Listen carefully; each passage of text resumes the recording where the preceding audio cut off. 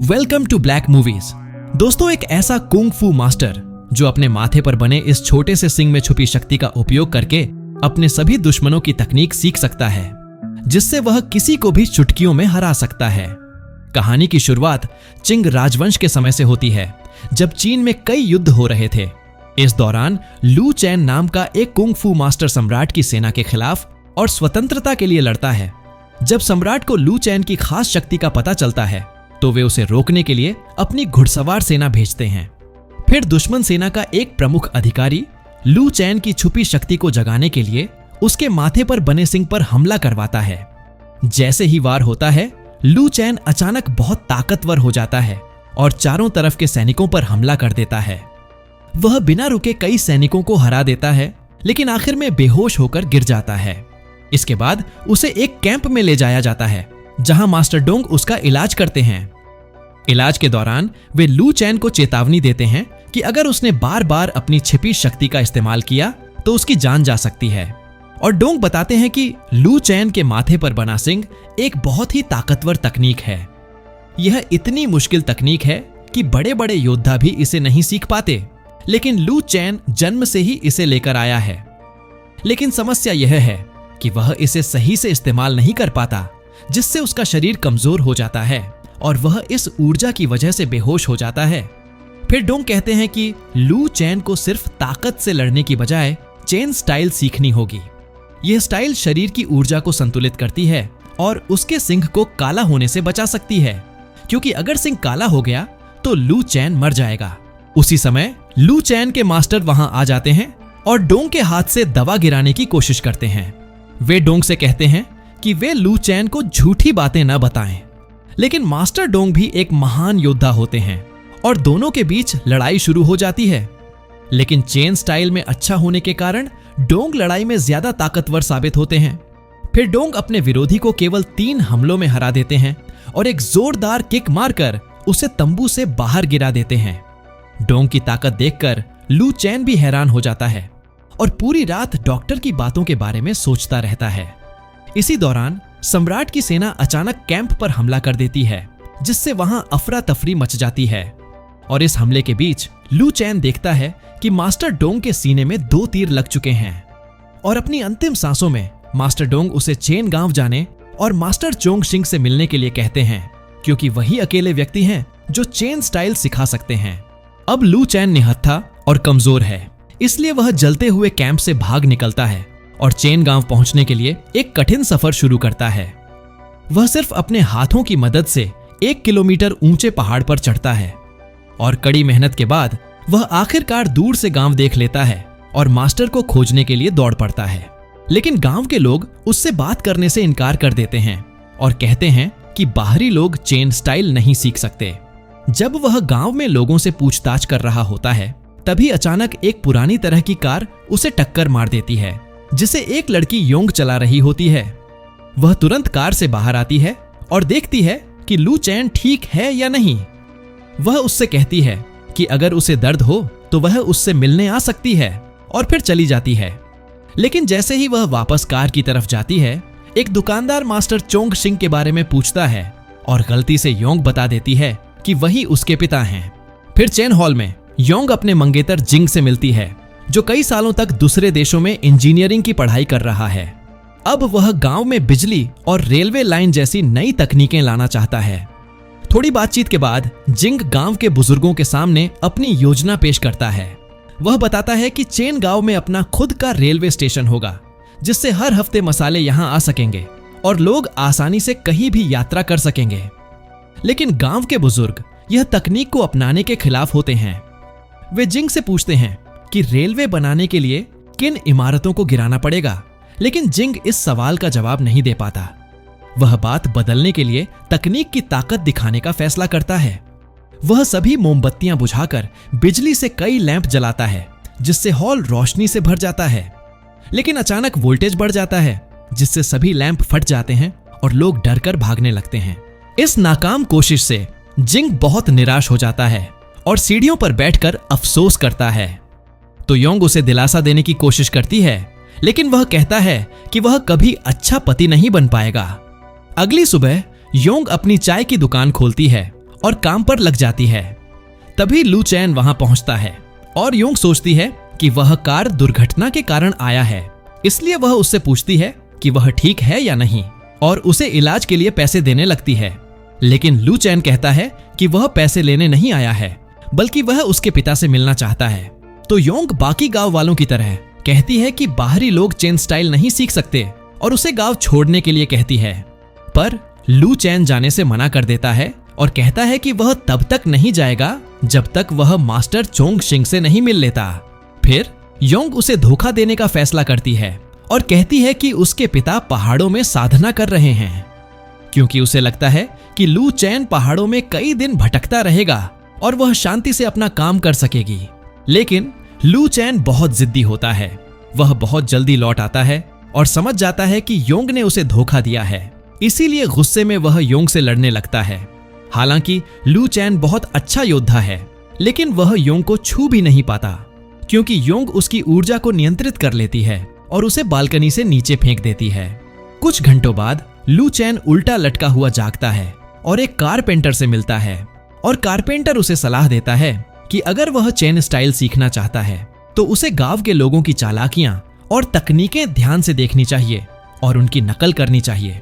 इस तरह वह बिना मास्टर की मदद के भी चेन स्टाइल सीख सकता है। फिर योंग अपने मंगेतर जिंग को एक पत्र लिखती है। वह उससे कहती है कि उसे रेलवे योजना छोड़ना नहीं चाहिए और यह भी कहती है कि वे जल्द ही शादी कर लें। लेकिन तभी लू चैन वहां आ जाता है और फिर से चेन स्टाइल सीखने की जिद करता है, पर योंग उसे साफ मना कर देती है और उससे लड़ाई शुरू कर देती है। वह डबल पंच और क्रॉस लोटस जैसे हमलों का इस्तेमाल करती है और लू चैन को गांव से बाहर फेंक देती है। वह उसे चेतावनी देती है कि अगर वह दोबारा गांव में घुसने की कोशिश करेगा तो गांव वाले उसे मार मार कर बैल का चारा बना देंगे। फिर गवर्नर के कार्यालय में जिंग अपने चेन गांव में मिली हार के बारे में बताता है। वह यह भी बताता है कि ईस्ट इंडिया कंपनी ने इस काम में मदद के लिए एक विदेशी सलाहकार भेजा है। उसी समय क्लेयर नाम की एक महिला वहां आती है जो इंग्लैंड की सैनिक टुकड़ी के साथ होती है। वह कहती है कि वह नई तकनीकों का इस्तेमाल करके अपना मिशन पूरा करेगी। इसके लिए वह टैंक जैसी एक विशाल मशीन का उपयोग करेगी ताकि चेन गांव में रेलवे लाइन हर हाल में बनाई जा सके। उधर लू चैन एक नई योजना बनाता है। वह भूसे के ढेर के नीचे छिपकर गांव में घुसने की कोशिश करता है, लेकिन जल्दी ही पकड़ा जाता है। फिर गांव के बुजुर्ग अंकल चिन उसे बाहर निकालकर एक जोरदार हेडबट मारते हैं, जिससे लू चैन एक बार फिर गांव से बाहर बेहोश होकर गिर जाता है। अगली सुबह लू चैन बाजार में घुसने की कोशिश करता है, लेकिन एक छोटी लड़की उसे रोक देती है। जब वह उसे नजरअंदाज करता है तो वह एक पत्थर उसके घुटने पर मारती है और फिर उसके कंधों पर कूदकर उसे कई बार घुमाकर चेहरे पर लात मारती है और इस तरह वह उसे हरा देती है। लेकिन लू चैन हर दिन गांव में घुसने की नई नई तरकीबें आजमाता है, लेकिन हर बार उसे हरा दिया जाता है। हालांकि हर हार से वह कुछ नया सीखता है और धीरे धीरे चेन स्टाइल में माहिर होने लगता है। इतनी बार हारने के बाद गांव का कारपेंटर उससे मिलने आता है। वह कहता है कि अब उसे अपने विरोधी की चालें नकल करने का समय आ गया है। अगर वह ऐसा कर सका तो वह चेन स्टाइल में माहिर हो सकता है और अपने दुश्मनों को उन्हीं की स्टाइल से हरा सकता है। फिर दोपहर में लू चैन गांव में लौटता है और अपने एक विरोधी का सामना करता है जो एक दुकानदार है, और वो उसे एक शर्त देता है। वह कहता है कि अगर लू चैन उसके हाथ में रखे पनीर के टुकड़े को गिरा दे तो उसे गांव में रहने की अनुमति मिल जाएगी। इसलिए लू चैन को लगता है कि यह आसान होगा, इसलिए वह बिना सोचे समझे तेजी से हमला करता है। लेकिन जैसे ही लड़ाई शुरू होती है वह खुद ही वार का शिकार हो जाता है और जमीन पर गिर जाता है। उसे कारपेंटर की सलाह याद आती है कि धैर्य रखो और अपने विरोधी की तकनीक को नकल करो। इसलिए इस बार वह शांत रहता है और विरोधी के हमले का इंतजार करता है ताकि उसे कॉपी कर सके। इस रणनीति से मुकाबला टक्कर का हो जाता है और लू चैन एक जोरदार किक मारता है जिससे दुकानदार का संतुलन बिगड़ जाता है। लेकिन दुकानदार अपने दूसरे हाथ से टुकड़ा पकड़ने की कोशिश करता है। इसी बीच लू चैन को पीछे से किसी ने धक्का दे दिया, जिससे वह दुकानदार के ऊपर गिर जाता है और दुकानदार के हाथ से वो टुकड़ा गिर जाता है। इसलिए लू चैन यह मानता है कि वह गलत तरीके से जीता है और फिर से मुकाबला करने की मांग करता है। लेकिन बाकी गांव वालों ने धक्का लगते नहीं देखा था, इसलिए वे सभी उसे विजेता मान लेते हैं। लेकिन बालकनी पर खड़ी योंग यह सब देख रही होती है और जब लड़ाई खत्म हो जाती है तो वह कारपेंटर से सवाल करने जाती है, क्योंकि उसे शक होता है कि धक्का उसी ने दिया था। पर उनकी बहस जल्दी ही रुक जाती है क्योंकि जमीन अचानक हिलने लगती है और इस भूकंप का कारण होता है एक विशाल मशीन जिसे रेलवे बिछाने के लिए लाया गया था। जैसे ही लोग उसके पास पहुंचते हैं तो जिंग वाहन से बाहर आता है और कहता है कि गांव वालों के पास सिर्फ 7 दिन हैं। इस दौरान उन्हें अपनी उन सभी घरों को खुद गिराना होगा जो रेलवे के रास्ते में हैं। अगर उन्होंने ऐसा नहीं किया तो 7 दिन बाद जबरदस्ती आकर पूरी बस्ती को नष्ट कर दिया जाएगा। लेकिन गांव के लोग पहले तो इसे मजाक समझकर हंसते हैं और कहते हैं कि वे जिंग से नहीं डरते। लेकिन तभी क्लेयर मशीन का मैकेनिज्म चालू कर देती है और जैसे ही मशीन के विशाल हाथ बाहर आते हैं लोग डरकर भागने लगते हैं। फिर क्लेयर मशीन से गांव की कुछ इमारतों को तोड़ना शुरू कर देती है। इधर अपने मंगेतर जिंग के सामने खड़ी योंग गुस्से में पूछती है कि वह उसके गांव पर हमला क्यों कर रहा है। वह जिंग को मशीन से उतरने को कहती है, लेकिन जिंग उसकी बात अनसुनी कर अंदर चला जाता है। फिर गांव के लोग घबरा जाते हैं और एक बैठक बुलाते हैं, पर मास्टर चोंग शिंग गांव से बाहर हैं। कोई भी बुजुर्ग कोई फैसला लेने की हिम्मत नहीं करता। इस कारण योंग को खुद कोई कदम उठाने के लिए मजबूर होना पड़ता है। इस बीच लू चैन कारपेंटर के घर में होश में आता है। फिर कारपेंटर उसे बताता है कि जिंग ने गांव पर हमला कर दिया है। तो लू चैन तुरंत चेन गांव की रक्षा करने के लिए तैयार हो जाता है, लेकिन कारपेंटर उसे रोक देता है। वह सुझाव देता है कि वो दोनों दुश्मन की वर्दी चुराकर उस विशाल मशीन के अंदर घुस जाए और फिर वे मशीन में घुसकर उसे अंदर से नष्ट कर दें तो वे गांव को बचा सकते हैं। फिर जिंग क्लेयर से मिलने जाता है और देखता है कि वह अपना सामान पैक कर रही है। घबराकर जिंग उससे न जाने की विनती करता है और वह कहता है कि वह हमेशा उससे प्यार करता रहा है और उसे मिशन पूरा करने में मदद चाहिए ताकि वह इतना पैसा कमा सके कि उसके माता पिता उसे दामाद के रूप में स्वीकार कर लें। पर यह सब तंबू के ऊपर से योंग देख रही होती है। जैसे ही जिंग और क्लेयर एक दूसरे को चूमते हैं, योंग उनके सामने कूद पड़ती है और जता देती है कि उसने सब कुछ देख लिया है। इस तनाव भरे माहौल का फायदा उठाकर योंग छिपकर मशीन का मैनुअल उठा लेती है और उसे नोटरी के पास ले जाकर अंग्रेजी से चीनी भाषा में अनुवाद करने का आदेश देती है। इधर कारपेंटर के घर में लू चैन मशीन के अंदरूनी हिस्से के जो चित्र उसने बनाए हैं उन्हें दिखाता है और इनसे उन्हें स्टीयरिंग व्हील का पता चलता है जिसे नष्ट करने की योजना बनाई जाती है। लेकिन यह जगह कड़ी सुरक्षा में है, तो लू चैन छिपकर ऊपर की तरफ जाता है, फिर नीचे की मंजिल पर उतरता है जहां इंजन रूम है। फिर रास्ते में वह आखिरी गार्ड को बेहोश कर देता है और स्टीयरिंग व्हील तक पहुंच जाता है। फिर अब उसे लोहे की छड़ से मशीन के गियर तोड़ने होते हैं, लेकिन कुछ गड़बड़ हो जाती है और मशीन चलने लगती है और तभी वहां पे गार्ड्स आ जाते हैं। फिर अपनी फुर्ती से लू चैन सभी गार्ड्स को मार देता है और एक लैंप गिरा देता है जिससे अंदर आग लग जाती है और उसे लगता है कि अब कोई गार्ड नहीं बचा। लेकिन तभी एक ताकतवर गार्ड उस पर हमला करता है। फिर गार्ड लू चैन की गर्दन पर वार करता है और उसका चेहरा मशीन के गर्म भाप में जलाने की कोशिश करता है। तो लू चैन छूटने की कोशिश करता है पर कोई प्रभाव नहीं पड़ता। फिर वह एक बड़ी रिंच उठाकर हमला करता है, लेकिन तब भी गार्ड को चोट नहीं लगती। तभी योंग वहां पहुंचती है और एक चाकू फेंककर मशीन की एग्जॉस्ट पाइप को फाड़ देती है।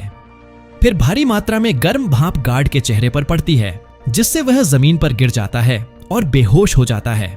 इसके बाद योंग लू चैन को मशीन को नष्ट करने का तरीका दिखाती है।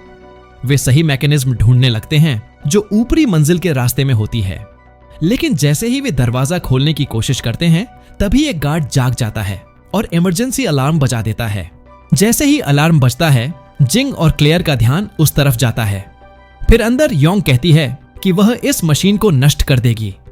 इस पर जिंग जवाब देता है कि अगर उसने ऐसा किया तो उसे चीन का दुश्मन मान लिया जाएगा और पूरी जिंदगी उसका पीछा किया जाएगा। लेकिन योंग पीछे हटने को तैयार नहीं होती। वह जल्दी से लोहे की छड़ को गियर में डाल देती है, जिससे मशीन तेजी से हिलने लगती है और धमाके के कगार पर पहुंच जाती है। फिर धमाका होने से पहले योंग और लू चैन मशीन से दूर कूद जाते हैं, लेकिन क्लेयर गंभीर रूप से घायल हो जाती है और जिंग की बाहों में मर जाती है।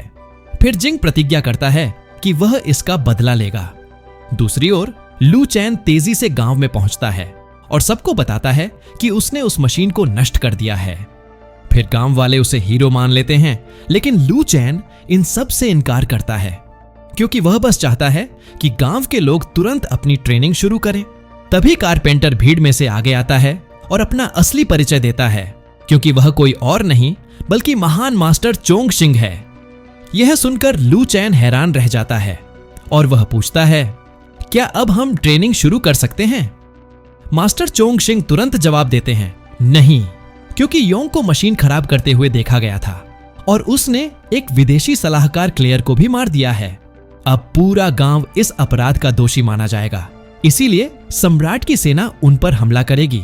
और मास्टर चोंगशिंग जानते हैं कि सेना जल्द ही गांव पर धावा बोलेगी, इसलिए वह बच्चों को छिपाने का आदेश देते हैं और सभी को युद्ध की तैयारी करने के लिए कहते हैं। लेकिन लू चैन लड़ने में असमर्थ है क्योंकि उसकी सींग पूरी तरह काली हो चुकी है। जिसके बाद गांव वाले 4 प्लान से हमले को रोकने की योजना बनाते हैं। पहले प्लान में वे गांव में जहरीला धुआं छोड़ते हैं, जिससे शत्रु सैनिकों का ध्यान भटक जाता है और वे हिप्नोटाइज हो जाते हैं। और दूसरे प्लान में जैसे ही सैनिक धुएं में आगे बढ़ते हैं, गांव वाले उन पर फल और सब्जियां फेंकना शुरू कर देते हैं। और तीसरे प्लान में योंग एक विशाल गुलेल सेट करती है और 3 बड़े कद्दू फेंकती है, जो सैनिकों के चेहरों पर फटकर उन्हें पूरी तरह बेहोश कर देते हैं। इस हमले से सेना इधर उधर बिखर जाती है, लेकिन तभी सेना का कमांडर आदेश देता है कि वे निहत्थे गांव वालों पर गोली चलाएं। इस आदेश से मास्टर चोंगशिंग की योजना खराब हो जाती है। फिर गांव वाले जान बचाने के लिए छिपने लगते हैं। तभी जिंग आगे आता है और सबको बताता है कि उन्होंने सम्राट के खिलाफ अपराध किया है। वह आदेश देता है कि योंग और लू चैन को तुरंत सेना के हवाले कर दिया जाए। इस धोखे से मास्टर चोंगशिंग की बेटी योंग गुस्से से बाहर आ जाती है और पूछती है कि क्या वह वाकई अपने ही लोगों पर हथियारों से हमला करेगा। लेकिन सैनिकों के पास समय नहीं है, वे योंग पर हमला करने के लिए आगे बढ़ते हैं। इसलिए लू चैन भी बाहर आता है और युद्ध में कूद जाता है। इस बार लू चैन पूरी तरह परफेक्ट तरीके से चेन स्टाइल का इस्तेमाल करता है। यह देखकर कि गांव वाले अब भी डटे हुए हैं, फिर लीडर एक सैनिक की बंदूक छीन लेता है और योंग पर गोली चलाता है, लेकिन लू चैन तुरंत उसके सामने कूदकर उसे बचा लेता है। यह देखकर चोंगशिंग भी युद्ध में कूद पड़ते हैं और पूरी ताकत से लड़ते हैं। वह अपने हाथों से भाले के वार को रोकते हैं और सैनिकों के बंदूक के हैंडल का इस्तेमाल करके उन्हें बेहोश कर देते हैं। फिर मास्टर चोंगशिंग एक बड़ी छलांग लगाते हैं और लीडर को एक जबरदस्त किक से गिरा देते हैं। अब केवल जिंग ही बचा होता है। फिर चोंगशिंग घोड़े पर चढ़कर उसे गिरा देते हैं, जिससे उसका चेहरा चट्टानों से टकरा जाता है। फिर गांव वाले बाकी सैनिकों को खदेड़ देते हैं और आखिरकार गांव वाले बच जाते हैं। इसके बाद वे लू चैन की देखभाल करने लगते हैं, लेकिन तभी गांव के एक बुजुर्ग उसे चेन स्टाइल का उपयोग करते हुए देख लेते हैं और तुरंत सभा बुला लेते हैं। जाहिर है चोंगशिंग पर आरोप लगाया जाता है कि उन्होंने लू चैन को यह सिखाया है। फिर बचाव में चोंगशिंग बताते हैं कि लू चैन ने गांव में कई दिन बिताए, जहां उसने गांव वालों से लड़ते लड़ते खुद ही यह तकनीक सीख ली। इसके बावजूद बुजुर्ग मानने को तैयार नहीं होते और लू चैन पर आरोप लगाते हैं कि उसने उनका चेन स्टाइल चुरा लिया। वे सजा के रूप में उसके पैर के जोड़ काटने और हड्डियां तोड़ने का सुझाव देते हैं, ताकि वह फिर कभी लड़ न सके। यह सुनकर योंग गुस्से में आ जाती है और कहती है कि लू चैन ने अपनी जान जोखिम में डालकर गांव की रक्षा की है, लेकिन बुजुर्ग अपने फैसले पर अड़े रहते हैं। कोई और रास्ता न देखते हुए योंग अपने पिता से लू चैन से शादी करने की अनुमति मांगती है। इस तरह लू चैन इस गांव का सदस्य बन जाता है और उसे चेन स्टाइल सीखने का पूरा अधिकार मिल जाता है, जिससे उसकी सजा रद्द हो जाती है। अब सब कुछ ठीक हो जाने के बाद योंग अगले कुछ हफ्तों तक अपने होने वाले पति की देखभाल करती है। आखिरकार शादी का दिन आ जाता है और पूरा गांव खुशी से जश्न मनाने में डूब जाता है। लेकिन तभी जिंग और ब्रिटिश नेवी गांव की ओर बढ़ते दिखते हैं। वे क्लेयर की मौत का बदला लेने के लिए किसी भी हद तक जाने को तैयार हैं। तो आपको यह फिल्म कैसी लगी? नीचे कमेंट में बताएं अगर आपको यह वीडियो पसंद आया हो तो इसे लाइक करें और सब्सक्राइब करें। फिर मिलते हैं अगली वीडियो में।